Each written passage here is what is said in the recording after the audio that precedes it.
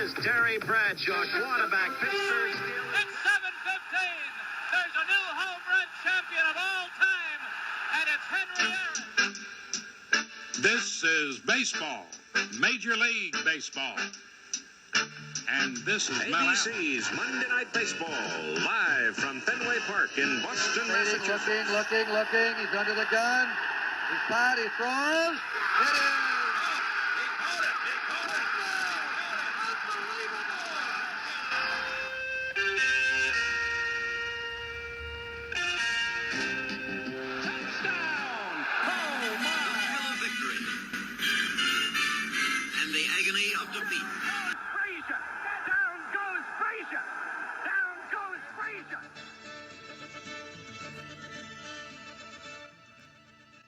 I truly thought it would never take place. Welcome to the Past Our Prime podcast, or Podcats. That's for little Callie, Bill's daughter. She prefers Podcats because she's 5. Yes, to make her feel at home. Yeah. Yeah. Exactly. It's a perfect name. And finally, the Ali Foreman fight has taken place, and it is over. Or as it is known these days, 50 years later, the Rumble in the Jungle fight took place in Zaire, Africa, and was delayed almost 6 weeks because of a cut Foreman got while sparring. So the hype became more hype, and believe it or not, fight lived up to the hype. So speaking of living up to the hype, let me introduce you to my 2 compadres and co-hosts, Billy Mahoney. Right here. Yes, and Mark Hoffman. How are you, Marky? I'm sitting at a chair away from these guys. Yes. These guys have desks. Not they're for long. And they're facing each other. Great. I'm on the other side of the room. You're lucky you're in the same building. We're in Tells a me totally where I am in the new pecking room. order here. If I had my ways, you'd be halfway around the world. No, Mark, there's a little booth outside of here. That's a single booth. We just put Mark in there. like a have closet. the ability to mute him. Yeah. I'm going to start off with a question like I often do, and it centers around the fact we're talking about the fight between Ali and Foreman. And here it is, all right? Once again, I think I have my answers on these, but you never know. You never know. Either of you ever been in a fist fight? Yes. Yes. Both. Yes. I would have said no to Mark. Mark's a pacifist. Really? Yeah. He just finds the good things in everybody. Yeah, I can picture exactly. that. Yeah, it's But not a bad thing. The last fight I remember being in was in high school, and we were playing touch football or flag football or something like that at the old elementary school, and it was getting a little physical between me and this other guy. And then there was some pushing going on. Then finally I had enough, and I just pushed him, and then we just started swinging at each other. And I figured someone would break it up. So I'm going all out. He's connecting on my face. I'm connecting on his face. But I start hearing on the side, should we stop it? No, let him finish it through. And I'm thinking, oh, crap. I really don't want this there. So then I reverted from all-out offense. And you can't stop. Yeah, so I just went to a defensive position where I'm just blocking the punches. Yeah, Blocking Mark was the punches. first rope-a-doper. The problem was he's not like getting tired, and he keeps swinging. And finally, I think he just got really tired, and then it was just like, okay, we stopped, and then we shook hands, and that was that. But once the guys weren't going to stop it, I just figured one of us was going to land something that was going to do damage that was not going to be easy to recover from. But I love that you were actually thinking that in the process of taking A beating. beating. Yes. That you're Yes. like, if I really do I get was hit. landing but some that- punches but too, I'm saying, yeah. you know. that is the fight, the Foreman fight, Ali fight. It's also Rocky 3. He just tires him out. Right. Good going, Mark. Now, did you get in a fight, Scott? Did you? Oh, yeah. Yeah. Give me Well, one. Bill's a troublemaker. One. I see it. They told me to, and the last fight I won, but that one wasn't fun. The second to last one, I remember I was in 5th grade, and this guy kept telling me, he goes, you got to go fight Bob Kearns. You got to go. And I said, okay. So I said, Bob, it's time for us to fight. So I hit him once. Next thing I remember, I was on the ground. My face was split open. He goes, I'm so sorry for hitting you. I kept thinking, you hit me? I didn't even feel it. I don't remember anything. All I remember is I hit him once, and the next thing I know, he was helping me to the bathroom. Right. And I thought, What's that? There'll be 2 hits. Me hitting your yes, face and you that's hitting exactly the what it was. ground. I was like, oh. I mean, he was such a nice guy. He goes, I'm so sorry. And I kept thinking, I just remember asking him, you hit me? Evidently, Evidence says Blood yes. in my mouth, yeah. I've been in 3. Ooh. The first one was, this young woman who just wouldn't. No, I'm just kidding. She Where wasn't is in the this going? kitchen. Last Joking. podcast of the show. Same thing with you, kind of, Mark. 7th grade, I'm playing quarterback. The guy is actually on my team, and he keeps just dropping pass after pass. And I go up, I yell at him. He yells back, and I just pop him. And literally, as I am throwing the punch, like halfway through it, I'm like, what are you doing? So I hit the guy. He was just shocked, completely shocked. So I wouldn't even really call it a fight. I then grab him and I just immediately apologized. I just lost my, what. Third one was an all-out barroom brawl with me and 3 buddies against. Actually, it was the staff of the bar, and the police got called and the whole bit. Damn, and at the very end, the police had me and a really good friend of mine sitting on the curb, and we're going, uh-oh, blah, blah, blah. And long story short, they said, they took our story. My friend has family in the police department. And so once he got his last name, they were like, you know what? We come here every week and have problems with this bar. They look back at us and they go, you can go. And then they go over to the bouncer and the manager and they're like, get over here.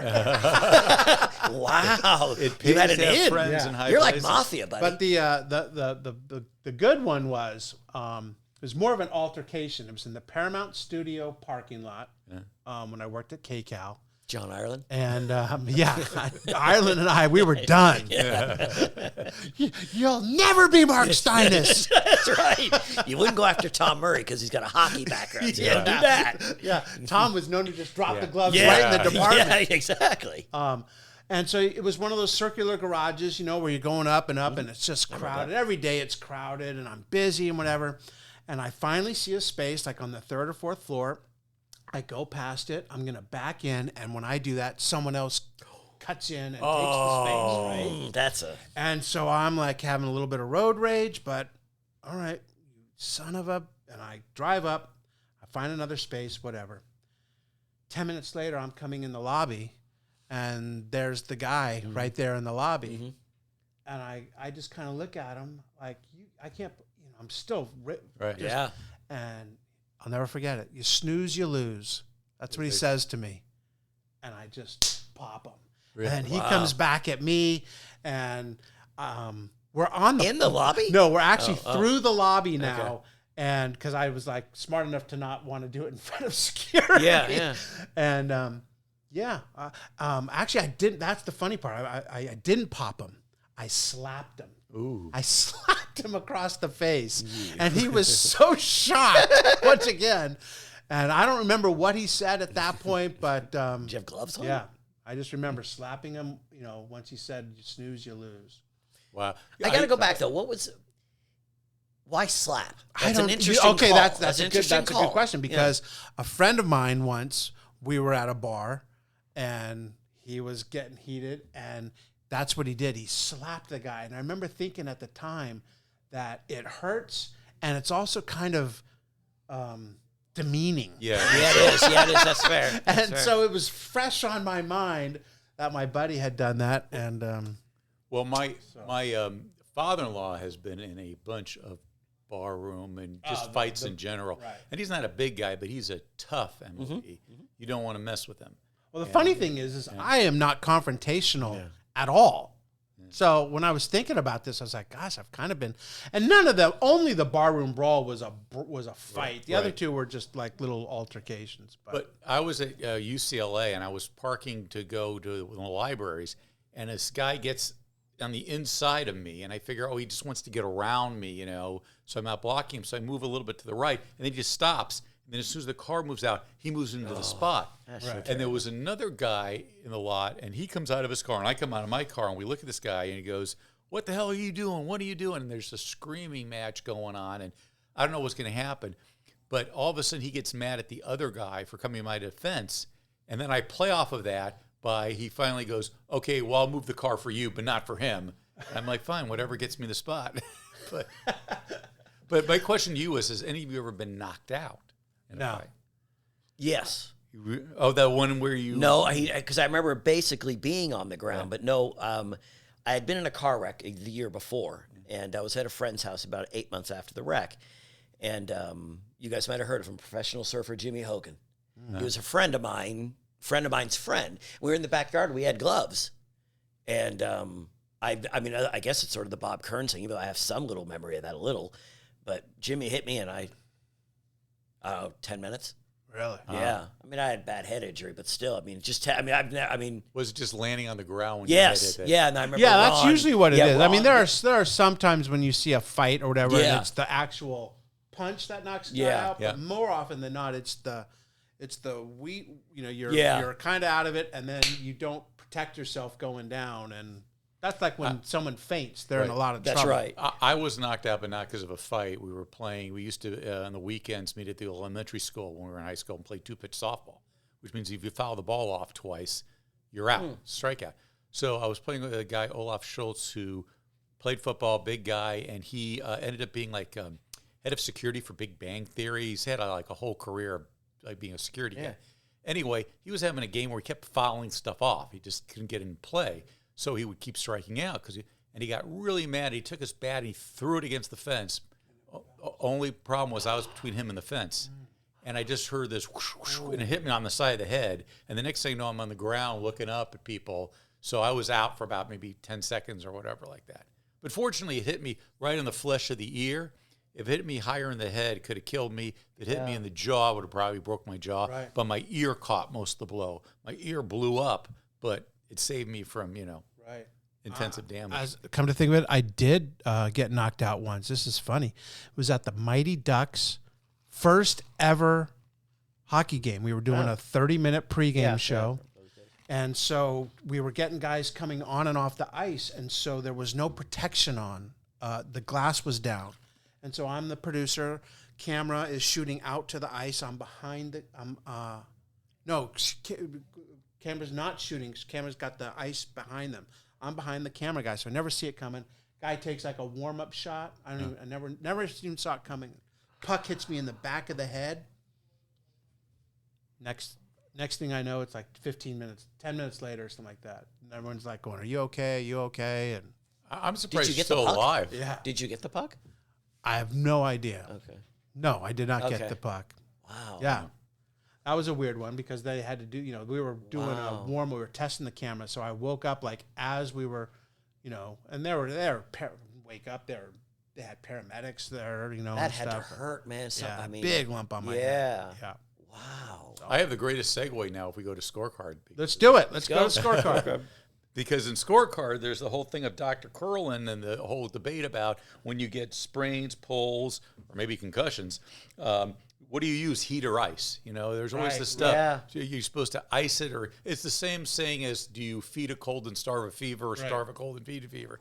So according to this, he goes, do you use heat or ice or both? And Dr. Curlin said that it should not be used interchangeably. The best rule is use heat before playing and ice immediately after. Well, that'd be right, because how many ball players we ever see come in after their start and they've got ice wrapped on their arm? Yep. Mark, that's Well, good. heat relaxes and helps lubricate sore muscles. Cold reduces swelling and inflammation. Wow. So there's your rule of thumb. There was another guy, Curlin, that we all knew about, even though he was a doctor, because I heard about that name, Dr. Curlin, my whole life growing up. Did you do the Tommy John surgery on Tommy? That was Dr. Job. But that was Dr. Joe. Yeah, but Dr. Curlin- Curlin did a lot of Lakers or Dodgers. Yes, stuff. but I always He heard of it. big. I was Curlin. Yeah. Billy, you got one? Yeah, this is just a in all these Sports Illustrated magazines, they don't do it nowadays, but they always use portly, big fella. Yeah. But this guy truly is. This is Ray Finfer, 260 pounds. He's been skiing 3 times his whole life. Now, he's had some issues. First time he skied onto a street, slipped between 2 cars, but stopped after running into a Volvo. Okay, one time not too good. Second time, he totaled an entire ski class. Hit the first person, the rest were dominoes, they all went flying. He's learned his lesson. No, the third time, he took out a ticket booth skiing. So he gave up skiing, but he decided he wanted to try it one more time, so he went to get some ski equipment. Ah, boy. You know, he was trying on a pair of ski boots. He stepped on a 3-foot-high stand for fitting. He fell off and separated his shoulder. So the thing is, he was on a mezzanine. So when he fell over, he took a stool with him, which went over the side and landed on a stack of about 10,000 cans. Customers on the first floor thought there was an avalanche. Maybe Mr. Finfer should give up skiing or doing anything when it comes to ice or snow work. Yeah. If you see him coming on the slopes, you get the hell off. That's a big man. At 260 coming down a hill, that's a linebacker. That's LeBron size. The second and last time that I went skiing was when I was working the Winter Olympics in '92. We had one day off, and I'd only been skiing one other time, so I was not obviously any good. And I'm in France, it's the French Alps, so I don't speak any French, so I can't take a lesson or anything like that. I get the equipment, I get it all on. I'm like, you know what? How hard can this be? And next thing I know, I'm going up the mountain on a thing, and I'm like, wow, this is really steep, man. This is not a good decision, and there's only one way to come down.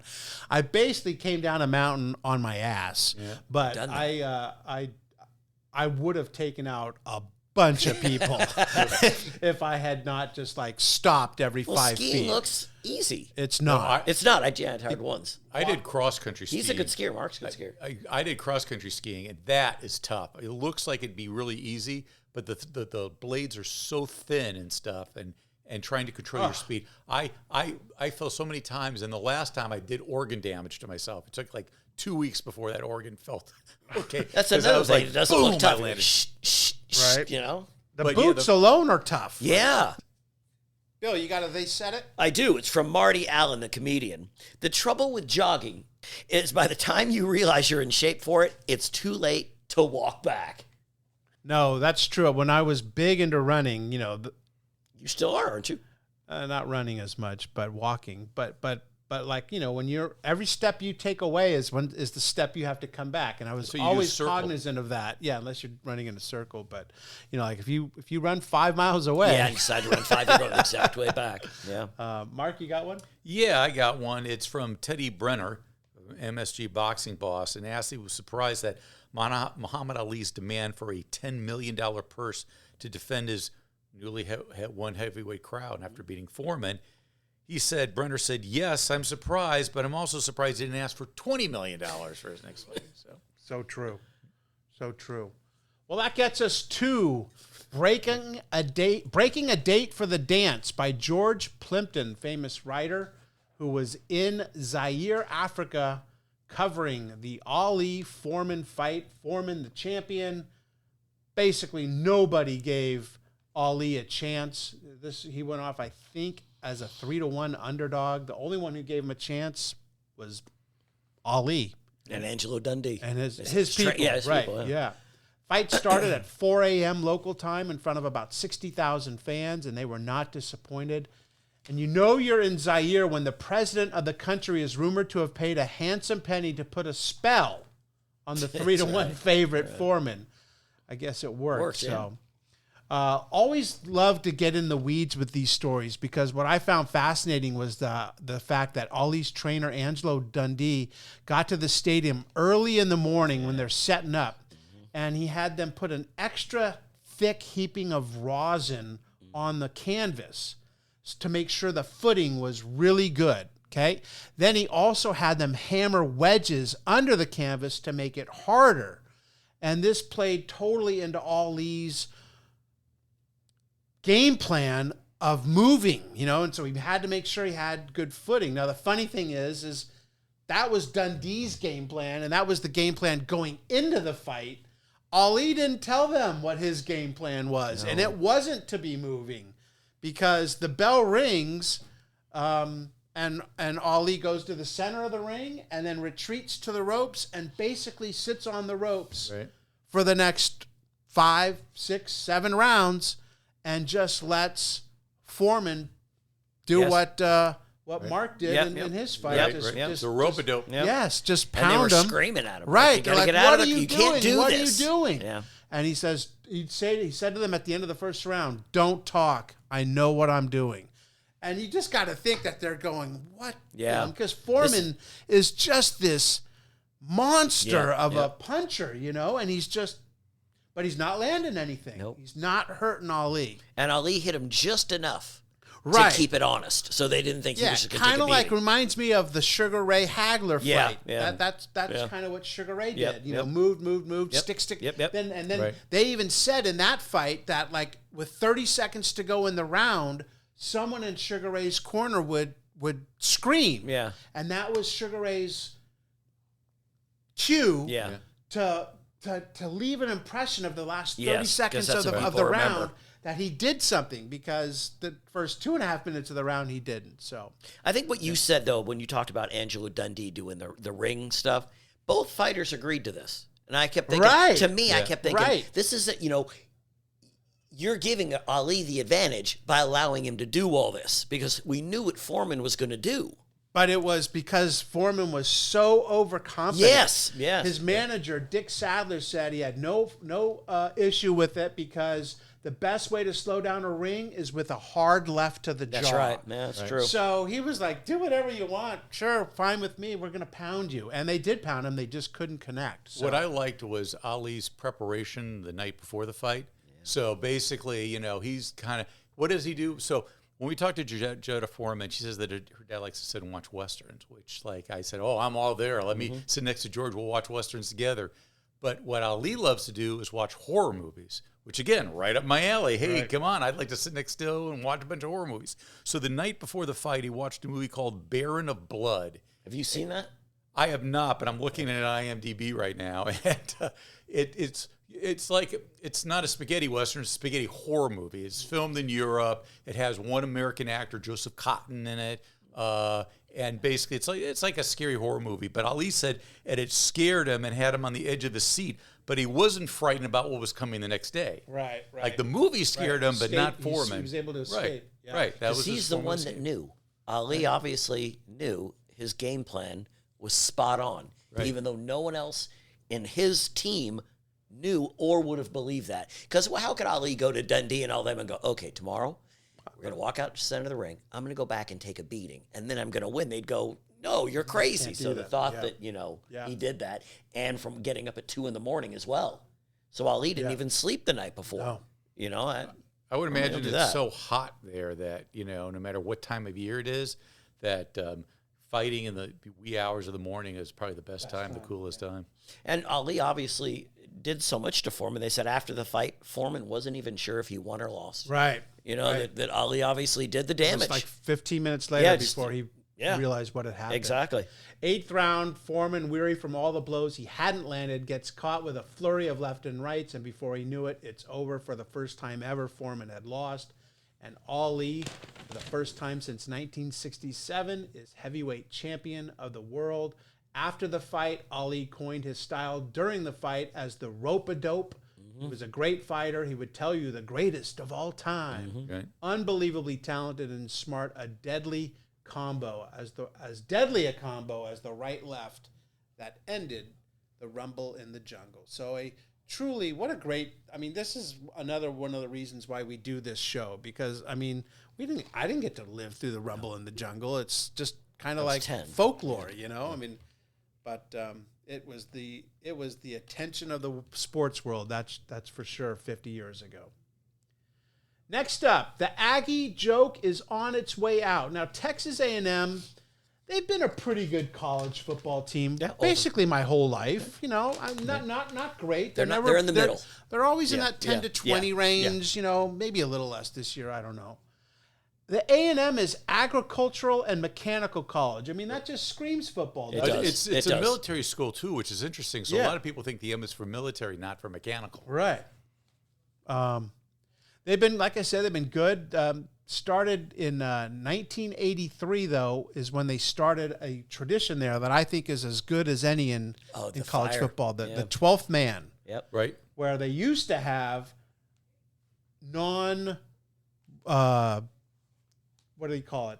Guys who didn't have non-scholarship players were on the kick return team. Right. And that went for years and years. Then it became we're just one guy, and now they don't even do it anymore. They do it just every once in a while as a remembrance, but that used to be great. Was when the 12th man, the kick return team, would be on the field.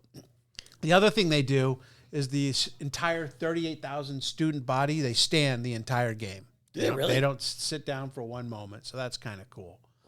Wow. But another tradition used to be, and you guys definitely know this, is that A&M Texas game was on Thanksgiving. Yep. And right. Usually the Friday. It was usually that's right. No, Well, no, it was sometimes on it was a Thursday. Thanksgiving. It would be the one college game Right. on after the NFL games. Yeah. You're right. That doesn't happen anymore. This year, there's one Thanksgiving college football game. The always entertaining Memphis at Tulane. Right. I've not missed that ever. I don't. I mean, Macy's Parade, Lions, Cowboys, Memphis, Tulane. Yeah, I'd rather watch that. The Aggie coach is Emery Bellard, who is credited with inventing the wishbone offense, something that last week's team, Oklahoma, has perfected. So what's with the headline? The Aggie joke is on its way. I guess back in the day when you were playing Texas A&M, it was kind of like telling a Polish joke. I'm not sure you can do those kind anymore 50 years ago. But this Republican gubernatorial candidate told this one. A woman discovered, to her horror, that her basement was infested by a coterie of large rats. She consulted the Yellow Pages and called the Aggie Exterminating Company, which sent a van load of Aggies decked out in full military regalia and carrying rifles with fixed bayonets. They charged into the basement. The result, 2 of the Aggies were killed in action, 8 wounded, 6 deflected to the other side, and 2 came out with war brides. Needless to say, the gubernatorial candidate lost 65 to 35. Yes, So, but anyway, who knew that Aggie jokes were Exactly. ever a thing? Never. You know what's interesting is that Texas A&M has one of the largest student bodies in the entire country. They have over 70,000 students. Yeah. About 57 are undergrads. Wow. But that is big, and you wouldn't think that, but yeah, it's. All I remember at Texas A&M is when I was a kid, Tony Franklin was my favorite player. Oh, the kicker. The barefoot kicker. Yeah, he was- I thought that was so cool. Right. I Kick thought, those oh my, he's kicking long with his field barefoot. goals. And I remember going to the backyard trying it myself on those really hard plastic balls your parents would get you. Didn't feel as good. No. Yeah. Didn't feel. Yeah. And of course, Johnny Manziel, Yeah. Heisman yeah. Trophy. That's winner right. That's right. From A&M. That's right. Had An long, amazing. good NFL career. Yes, he did. He did. He was. The one that Jerry Jones wanted to draft, and his son had to convince him out and take Zach Martin instead. That's right. That's right. Which was at least some sensibility. Right. Sharp jab to the pocketbook. This is about the closed circuit TV for the fight, the Ali Foreman fight. Yep. Might have been a huge success, but the fight may have been a huge success, but the watching of it, not so much. In London, 50,000 fans tuned in, and the audio for most of the fight was not the announcers, but a reporter nearby who kept asking if the people back home could hear him. So could you imagine, like, Foreman just pounding on Ali, and all you hear is, do you hear me? Yeah. Do you hear me now? Testing, 1, 2, 3. you guys hear me? Testing. Can you hear me? I need a new mic. In New York, it cost $20 to watch the fight. Not many went to see it. One promoter said, unfortunately, the people who were least able to see it, American blacks, are the same people who idolize the heavyweight champion the most. Can you hear me? Sorry. Oh, sorry. 80% of seats in theaters were filled for the Ali Frazier fight in January. For this one, 2/3 of the seats were unoccupied. So they had their price point all wrong. $20, to now, Yeah. that's going to a movie. Yep. But back then, that was a lot to ask for, and it Yeah, didn't do well. It hurt them. It hurt the people in America that didn't get to see it, that were waiting to see it, and it kept going in and out. And the price was way too high, like you said. Surprising they would do that, because that's the one fight you'd want to make sure everyone would see, not just because of the 2 guys, but it would promote the sport a bit, I think. The crazy thing about it is the reason they had the fight at 4 a.m. was so that That's right. people in America could right. watch the Right. fight. That's Because right. it'd probably be, 7 p.m., 8 p.m.? Yeah, And, East Coast time. Yep. Let's talk a little college football. It's been one long wake. We won't go much into this, but Wake Forest back then was one of the worst college football teams ever. Yep. Yeah. How bad? They haven't scored a point in 22 quarters. That's 5.5 games. That happens. It's consistency.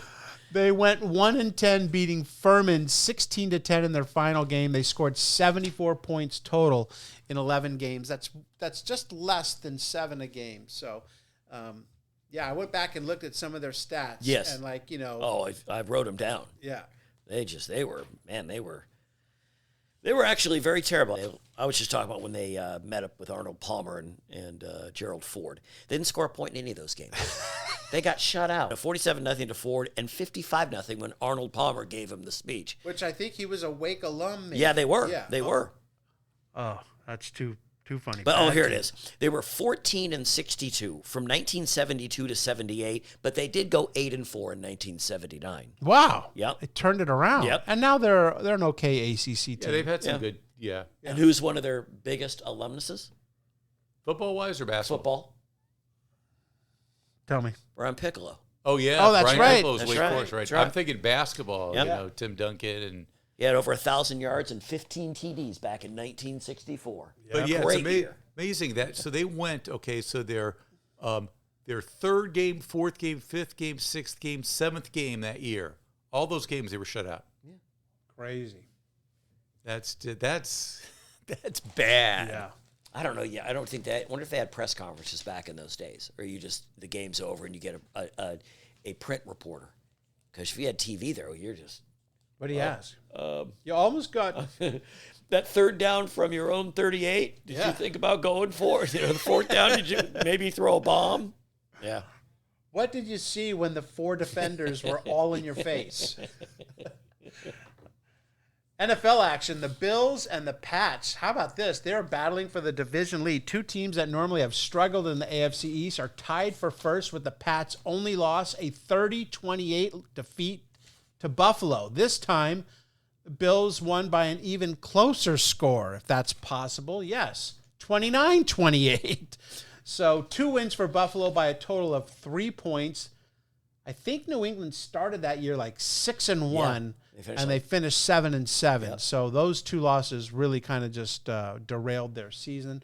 As it turns out, the Bills also kind of struggled from that point on, and the Dolphins, who were the 2-time defending champions, eventually caught both of them and won the division. But wasn't that year the 74 OJ's sort of down year? Yeah. Yeah, and the next year he had another huge year. Yeah. 73 seasons, his record season, that's right. and then 74 is, a down by all accounts, still good. Back when 1,000 yards really meant something, When I was a kid, I used to play this stupid game where I would reverse the order in the NFL. So all the good teams in the NFL were bad. All the bad teams in the NFL were good. So the Bills and Patriots were like my powerhouses. And I'm thinking to myself back then, that doesn't make any sense. No. How can those teams ever be powerhouses? But I don't know if I'd want to get into your brain. But yeah, it's a weird brain. Right. But I've never done that. The Bills would go to 4 Super Bowls, and the They Patriots would. have won a They whole would. lot of them. True. So. True. But what I took from that as well, that article, I always thought his name was Ahmad Rashad, right? Ahmad Rashad? Well, this article said his name is pronounced Ahmad Rashad. Did anyone ever know that? Is that? I've never, because he used to have the Ahmad Rashad show. So they said, it's pronounced Ahmad. I didn't know that. I knew it was Ahmad. I thought it was Rashid. Yeah, Rashid. I remember Rashid over here. I remember him as Bobby Moore at Oregon. Right. That's right. Batter up. Men with a yen for the fences. The baseball season is over, and many thought so was Hank Aaron's career. All set to retire, but there was this new thing in baseball called a DH, a designated hitter. So Aaron left Atlanta to go back to Milwaukee and DH for the Brewers. But first, he was in Japan taking on Japanese home run king Sadarahu Oh in a home run hitting contest. In Oh's 16 seasons, he has 634 bombs. That's just under 40 a season. And he was kind of like Hank Aaron. He never had the high 50s, 60 home runs. He just hit 40 home runs every year. Yeah. Now, to compare him to Hank's like, nah, not fair. The fences are shorter. Some less than 300 feet. Yeah. But make no mistake about it, O may not be in Hank's class, but 50 years later, the gap is probably not as large as we all thought back then. Because I know for a fact, I used to just discount Japanese players me too. all the time. They couldn't play here. Oh, no way. And then we had Ichiro and Nomo and Hideki Matsui, and you're like, okay, there's a couple. I'm telling you, man. Yeah. They can compete with us on any level. They have all sorts of good pitching, and we don't even need to mention what Shohei might be the best player in baseball, so that shows you. Well, you know like Shohei, O started as a pitcher. Yeah. Oh, did he really? He became a hitter. Yeah. But he had that high leg kick too when he swung. But he ended up with 868 homers. I wonder if he would have played in major leagues now. If he was, because in those days you didn't really always come over. Would he have been brought over? Probably. Which would have been just an amazing thing to see. I think so. Just the marketing, he would have been over, and I think he'd have done really well. He was an 11-time Japanese champion, 2-time Triple Crown champion there in Japan. So, and he played for the same team, the Giants, his whole career. For forever. Right? Yeah, I used to have a video game. It was just called Baseball Stars when the video games first came out on my Atari system. Anytime O came up, it just said O, home run. Right. I mean, pretty much no matter what, if you touched it, ball out of the park. As far as the home run hitting contest, O led 6-2 at one point before Hank came back, take the lead 9-7, and I think ended up winning 11-9 or something like that. I think it said 10-9. 10-9? Yeah. There was some controversy. He lost 2 home runs. They said that O lost 2 home runs because the American home plate umpire overruled the Japanese right field umpire. Ooh. So politics. In Japan. Yes. Yes, they said it went foul. Japanese guy said it wasn't. So then they started talking Pearl Harbor, and it got really nasty. Right off. Yeah, right off. They had a sushi eating contest. They just went to hell. Joining us now is a good friend of ours from Chicago, Mr. Bruce Levine, who has been reporting on sports for, well, let's just say it's been a while, 1982. Currently, he covers the Cubs and White Sox for 670 The Score in Chicago, also working for the Marquee Network. Bruce, thanks for joining us today. It's a pleasure, guys. Always good to work with both of you, all 3 of you, actually. Thank you. Hey, before we get to the Sports Illustrated issue we're going to discuss with you, the November 11th, 1974 one with Ali and Foreman on the cover, I want to ask you how important and influential SI was for you as a youngster, and if it helped guide you towards a career in sports media. Well, to be honest with you, I only read Sports Illustrated sporadically. I was a sport magazine, sporting news, reader mostly, Baseball Digest, every boxing illustrated,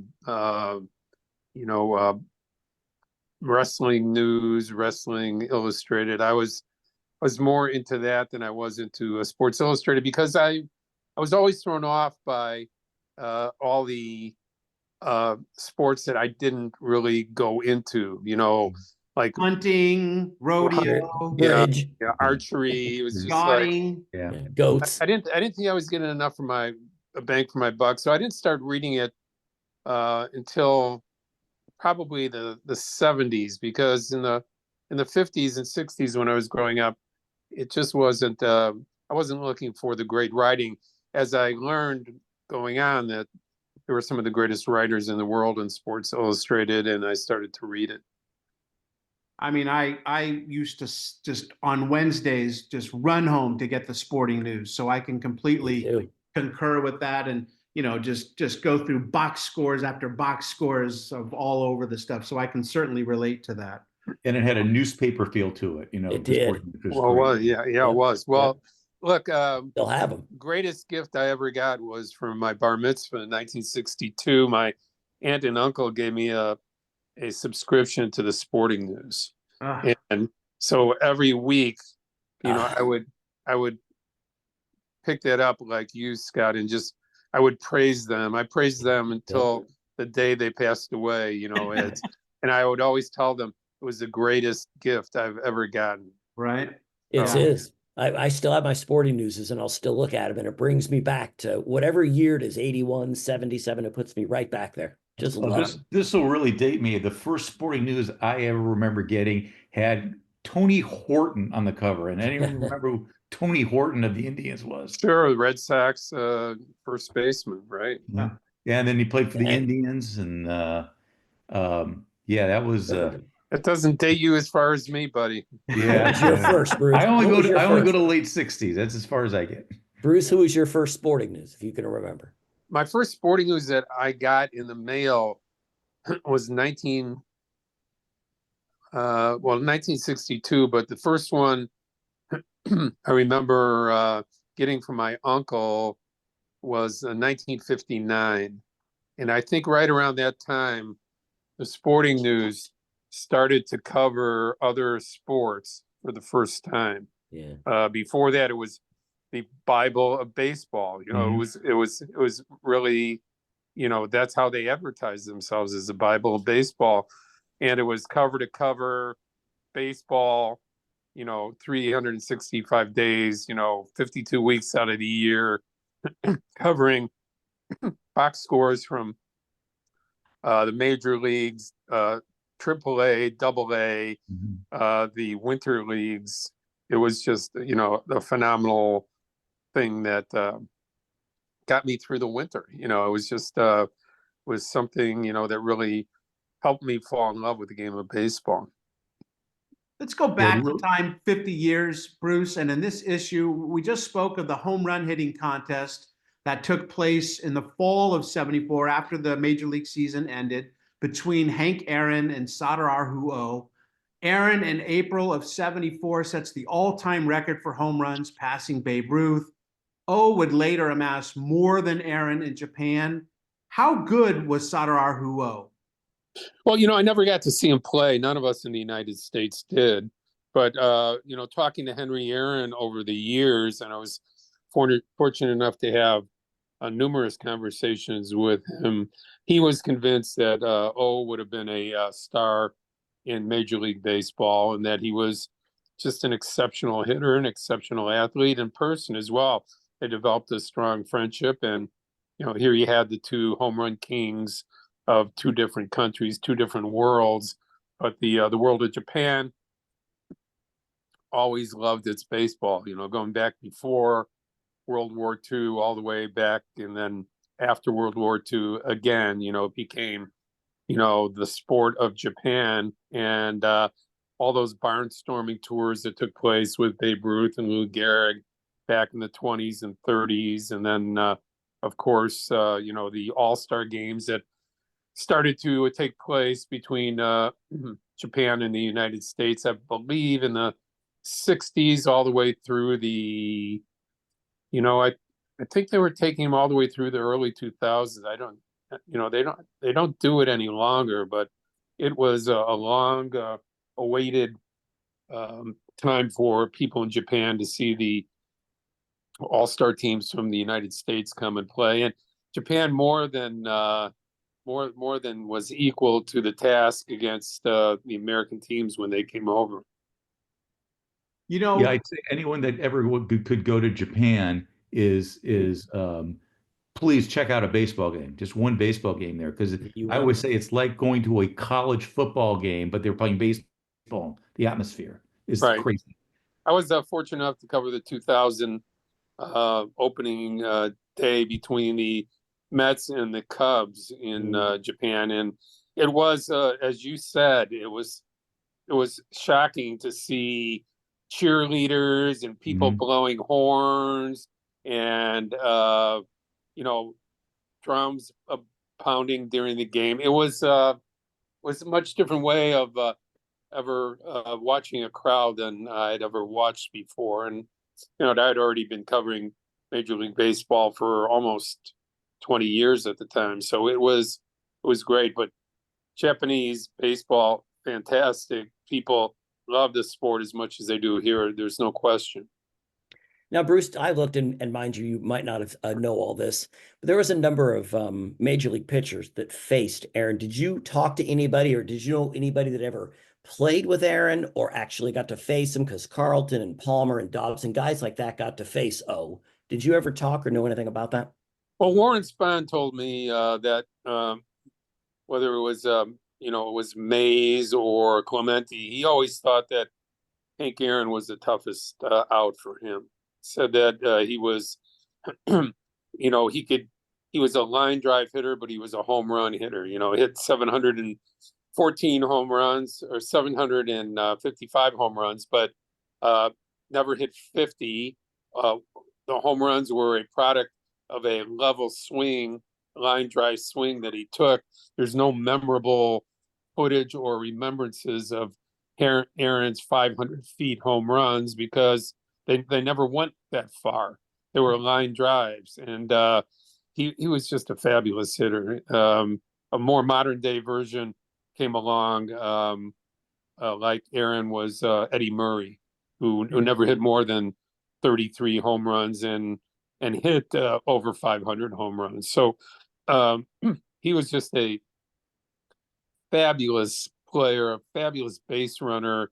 Probably could have stolen 40 or 50 bases every year if his team wanted him to. They didn't.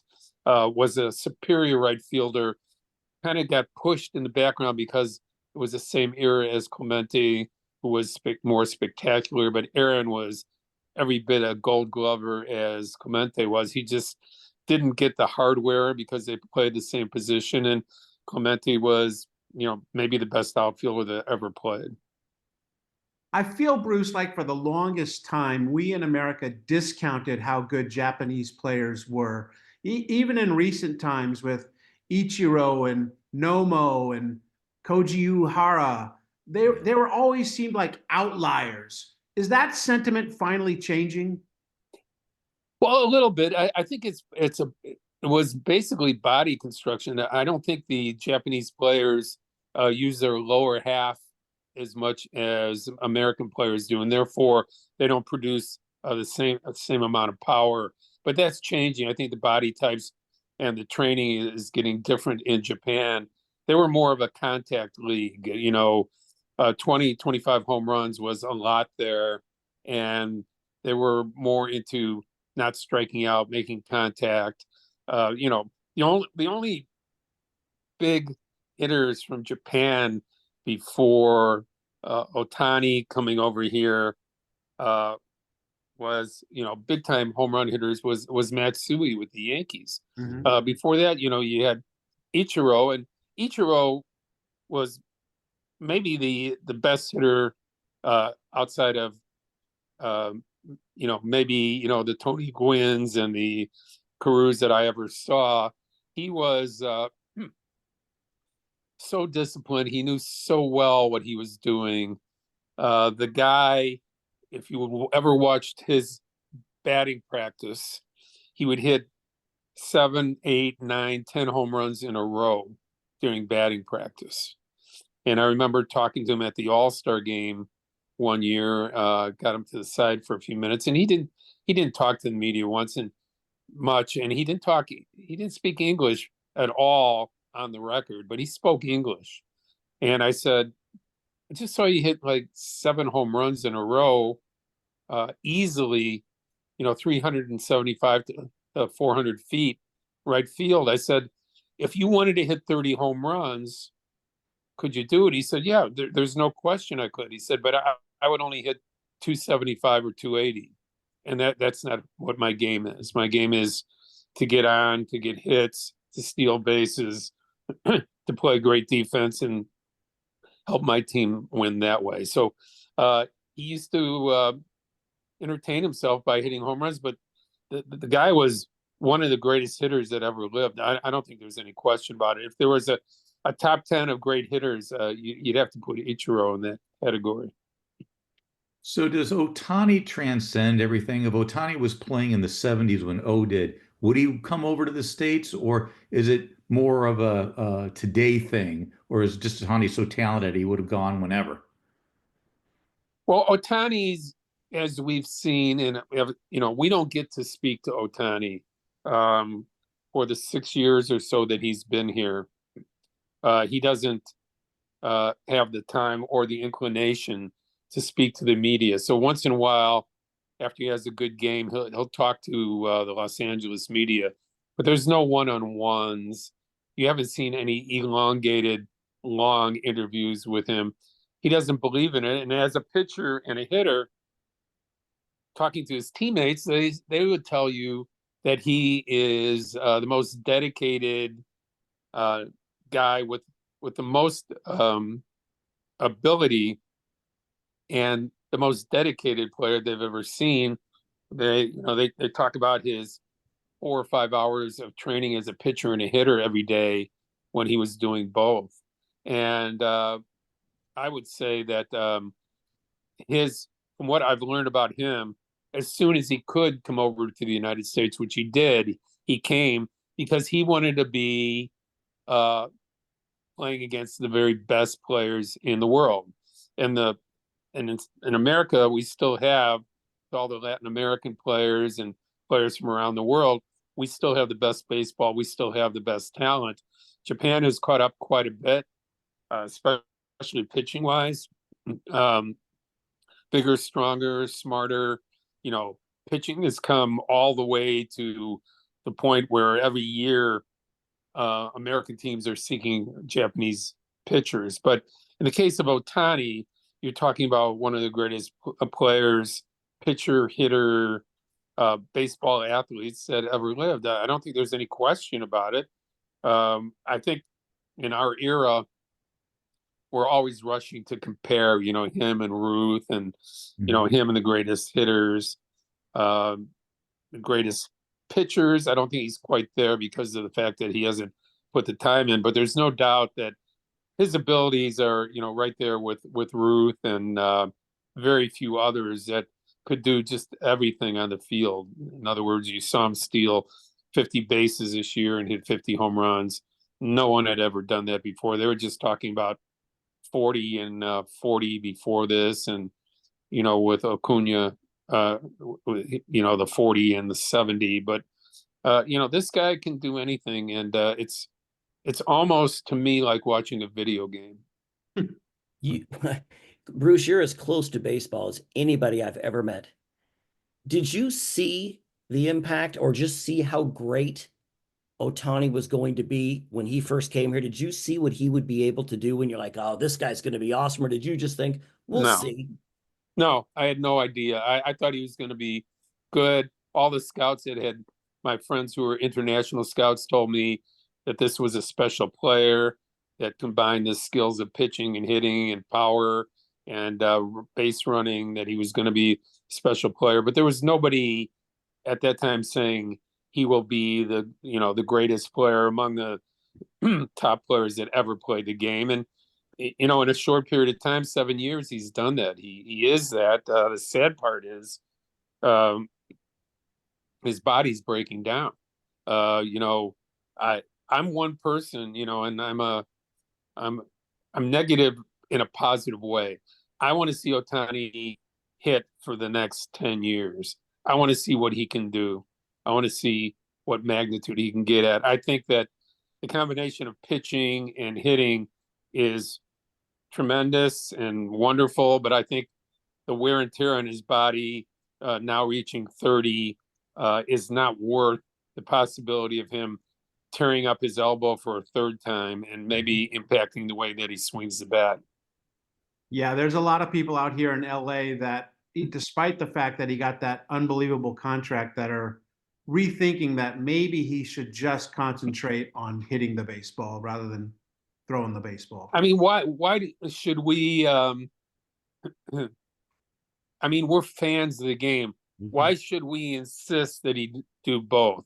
I think he's the one that wants to show he can do both and be superior at that. He's already done that. Right. Okay. Yeah. He's not winning 300 games. He's not striking out 5,000 guys. What does he have to prove except that, maybe he can help his team win by pitching once in a while? Okay. How about going to the bullpen, 3 days a week and, maybe closing games out there? That might be a little bit of a safer way to keep him healthy and for him to continue to have a big impact on the game. 100%. I agree 100%. Talking with Bruce Levine of 670 The Score and the Marquee Network in Chicago. Going to switch gears here now and talk about our cover story, what came to be known as the Rumble in the Jungle.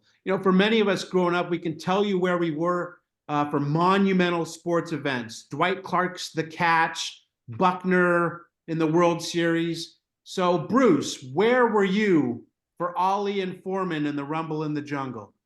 I was at the St. Louis Arena in St. Louis watching it on Circuit TV. I think we paid, I was going to school in Carbondale, Illinois, Southern Illinois University at that time.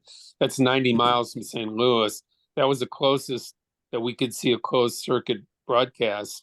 And two of my friends and I drove there, and I think we paid, I don't know what it was, $15, $20.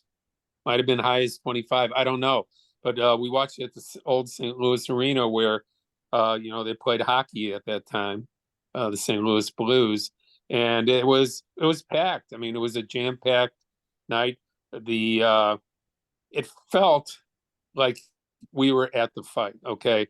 The large screen, the full St. Louis Arena, which was one of the loudest stadiums in sports. I'd only been there 4 or 5 times, but they told me it was equal to the Chicago Stadium and the old Madison Square Garden, that, the noise just resonated to a point where you couldn't hear yourself. And I learned that at the Chicago Stadium years later when I started broadcasting from there, and literally couldn't hear what I was saying when I was doing updates. So that night was it was an unbelievable night. And just the drama of it, if you didn't know better, it was, it was orchestrated in a fixed fight because of the fact that it was such high drama, with Foreman throwing these haymakers for the first 6 or 7 rounds and just pounding Ali on the ropes. And that's where the famous night and the famous saying called rope-a-doping came from, because he invented that night. It was his game plan to go in there and let this big 225-pound heavyweight, where no one had seen a guy that hit like this since Joe Louis was in his prime.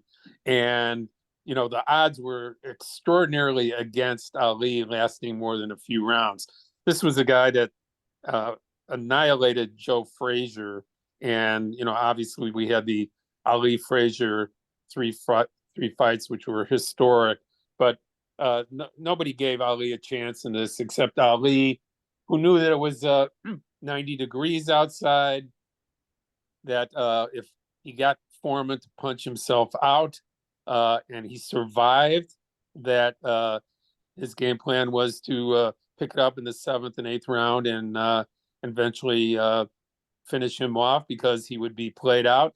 And Foreman, going against his trainers, just went in there and tried to pound him and throw these haymakers for 7 rounds, and it worked out perfectly for Ali. Angelo Dundee, the trainer for Ali, didn't know this is what Ali was going to do. He had no idea. He thought that he was blowing the fight. He felt that he was going to get knocked out, not only knocked out, but hurt from all the punches he was taking. And Ali, just came up with this unbelievable defense, unbelievable way of protecting himself. Did that damage that came in that fight and the fights with Frazier eventually turn into the demise of Ali and the problems that he had with, the early brain problems and, not being able to function anymore? We'll never know. But on this particular night, it was his most shining moment since he knocked out Liston back in '64, where nobody gave him a chance, and he redeemed himself. I mean, this is 10 years later, 3 years missing, being ripped out, his championship being taken away, 3 years not being able to fight, and then making his way all the way back to take the title from Foreman, which to me is still one of the greatest events that I've ever watched. It was unbelievable, and I think it solidified the greatness of Ali going forward. I think that fight alone, you might say the Liston fights and the Frazier fights were something that solidified him. I think regaining the title and knocking out this guy that nobody could touch and everybody was afraid of. That was the shining moment for him and solidified his place in history. How big of an upset was it? Ali's going to go down as perhaps the greatest fighter of all time, and Foreman looked invincible, especially after the Frazier fight. So the mindset before this fight, did anyone give Ali a chance? Just Ali. Ali he had a mind and he had a spirit that nobody could touch. I mean, again, he took way too many punches. He had an iron jaw that worked against him, as we saw in later years, because he was only knocked down, I believe, 3 times in his whole career. And that actually worked against him because he could take punishment. Now, everybody said how he danced and how he annihilated people with speed, but the second half of his career was just done by the intelligence of Ali, the acumen to understand what he had to do in a fight to win it. And his durability has been something that's been ignored mostly in history. Some fight experts talk about it, but he was one of the most durable fighters of all time, and he didn't look like it. He was, not tremendously muscular. He wasn't, didn't have a lot of, one-punch knockouts. He was just a terrific fighter, but more importantly, an indomitable athlete who refused to lose. And that's with all the great athletes, the Michael Jordans, the Walter Paytons, the Brady's. Right. I mean, all the great athletes were killers. Okay. They had a spirit that you could not get by. They would refuse to lose. And that's what, with their ability they had and the spirit they had, that's what put them a cut above everybody else. Bruce, did you ever have the opportunity to meet Ali or Foreman? And if so, what were they like? Well, thanks for asking me that. In 1968, Ali was in the middle of him serving his suspension from boxing and trying to get not go to jail. He was being pursued by the government, trying to because he was not going into the draft and he refused any type of service. And I lived in the south side of Chicago, in South Shore, and I was 19 years old, and he and his wife and his children moved into the neighborhood. So one day, 2 of my friends and I decided to go and knock on his door, and we did. And who comes to the door but Muhammad Ali? Oh, way. In a t-shirt and pants, and he goes, "Hey, fellas," and we said, "Hey, Mohammed, we want to welcome you to the neighborhood and tell you, how great it is to have you living here." And he said, "Come on in." So we walk into his house, and in the kitchen where we're walking in through the back door is his wife Belinda in full Muslim garb, washing dishes, and she was immaculate, beautiful, in a beautiful garb. No way I'd ever seen a beautiful woman dressed so beautifully washing dishes. And she looks at us. He says, "Let's go down into the basement, guys." So we go down into the basement with him, and down in the basement, he has 10 leather saddlebags full of mail that dominate the floor of the basement. And he said, "Pick one of those letters up." So I picked one up, and he goes, "What does it say?" And this one said, "To the champion of the world," and it was postmarked Saudi Arabia. Okay. And he said, "Yeah, this is my mail. I don't think I'll ever get through all of it, but I try to answer a lot. And I got some time on my hands. So this is, it's great that people still remember me, even though I haven't fought in over a year at that time."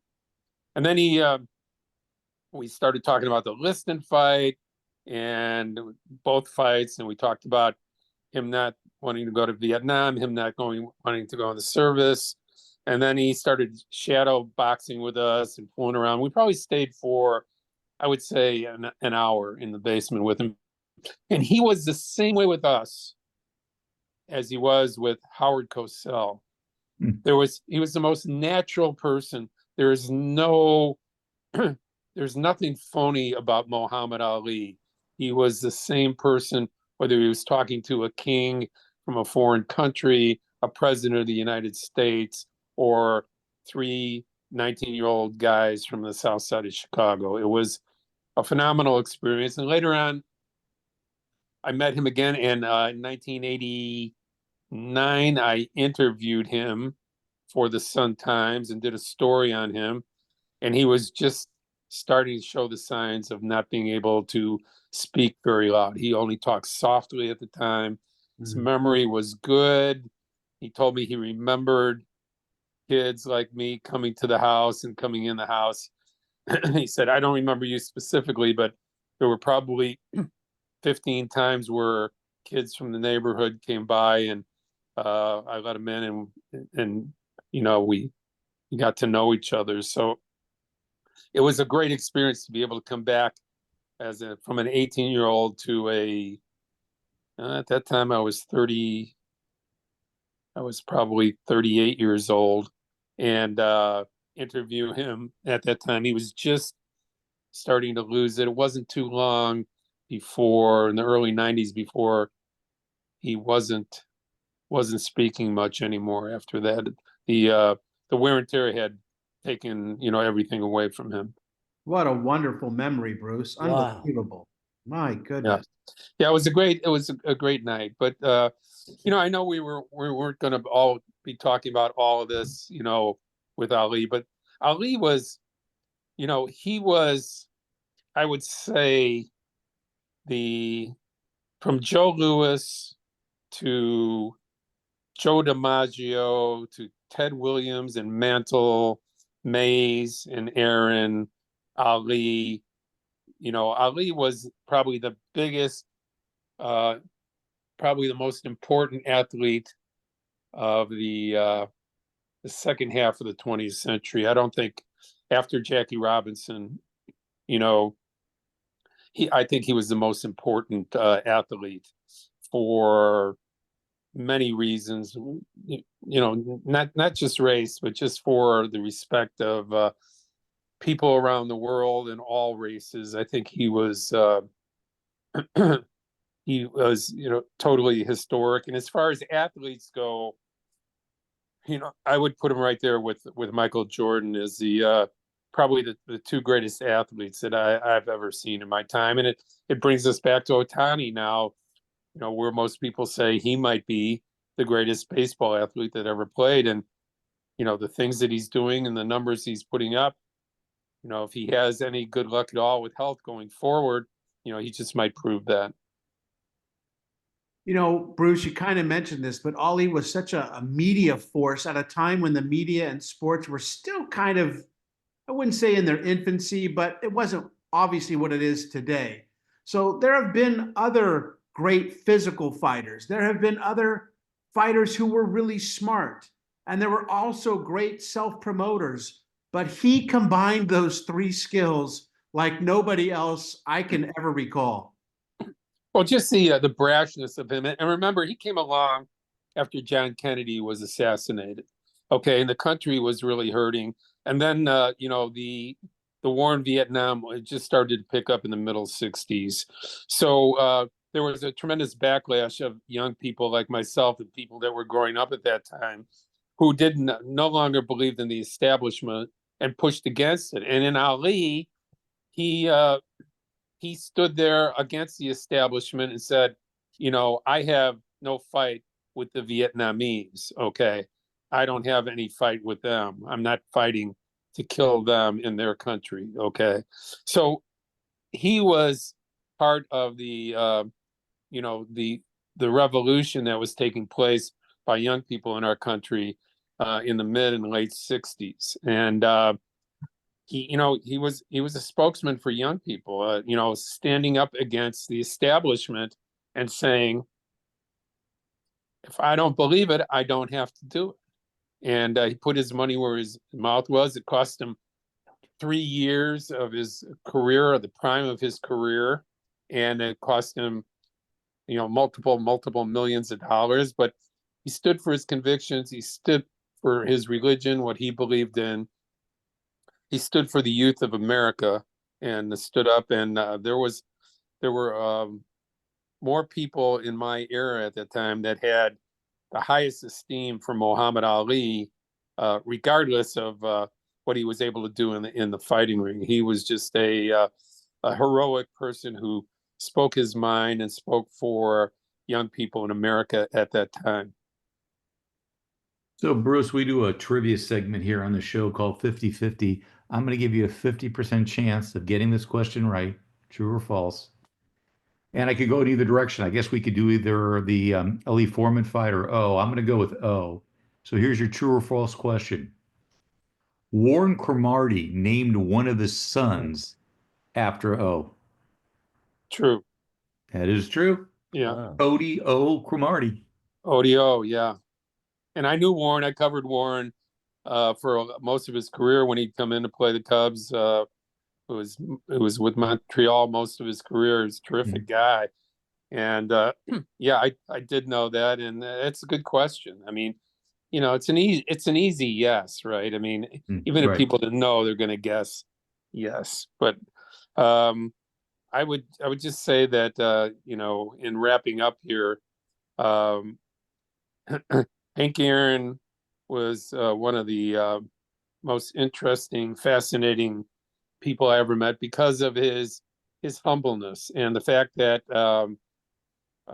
he did all the talking with his bat. He went on to have a phenomenal career as an executive with the Atlanta Braves, and he stood for everything that was good in baseball, particularly at a time where he still stood up. And when Pete Rose went through his problems in the late 80s and the early 90s, there was still a Hank Aaron and Willie Mays and Ernie Banks and Mickey Mantle for a short period of time around to help glorify the sport. But he was just, I felt so privileged to have known him, talk to him, interview him, and watch him as a man and an athlete. He was a phenomenal athlete that really, and it's hard to say, but he really never got his due as the ball player that he was. Hey, Bruce, it's been too long since we've been able to chat. I hope you are well, and I look forward to doing this again really soon. Thanks for coming on the Past Our Prime podcast. It was my pleasure, guys. Anytime you want me, I'm there for you. Hope to see you down the line soon. Take care. Bruce Levine, everybody, from the Marquee Network and 670 The Score in Chicago. Okay, let's wrap up this issue, shall we? All right, we're getting down to the nitty-gritty. For the record, Bill, what do you got? Well, okay, Tampa Bay awarded an NFL team. Right. They hired one of the best coaches around. That turned out really well for the first year and a half. Yes.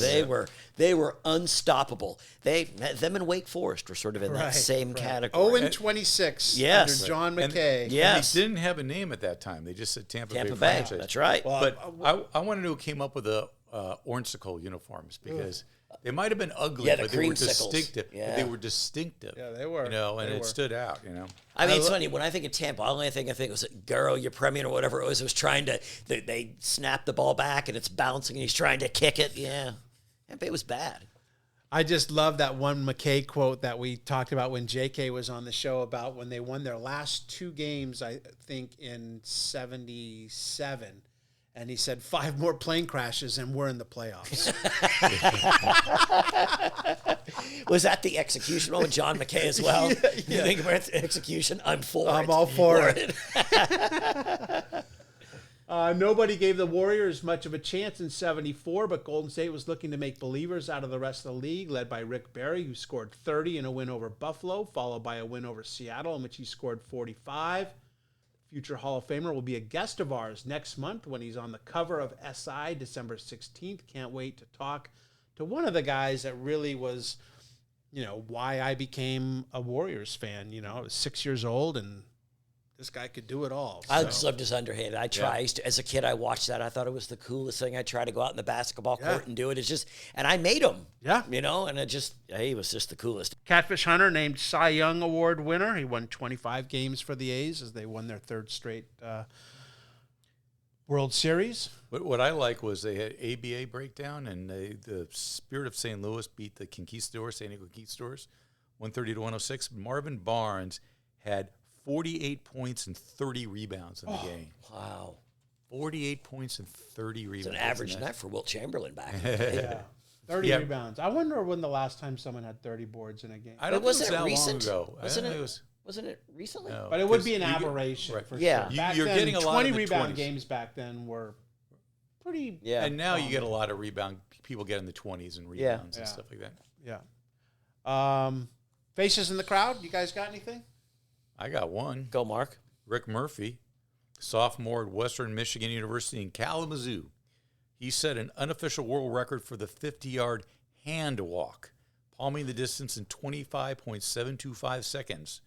He competes for the gymnastic team, obviously, in floor exercise and vaulting, which makes sense.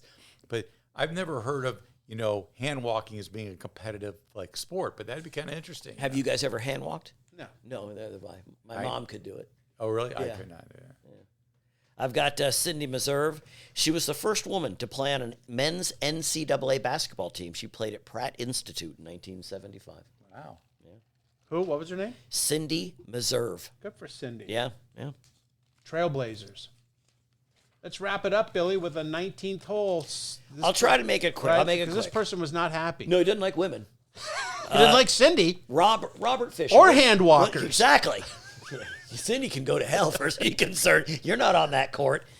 Okay, Robert Fisher, we'll call him Bob, said he turned on my TV to watch Sonny Jurgensen. He didn't disappoint. He kept completing 3 straight passes for a TD with seconds to spare. Pretty good right there. Then, to my horror, a rather unattractive, to me, nasal female voice, obviously one of the color men, uttered the following time-worn cliche. They always say there is no defense against a perfect pass.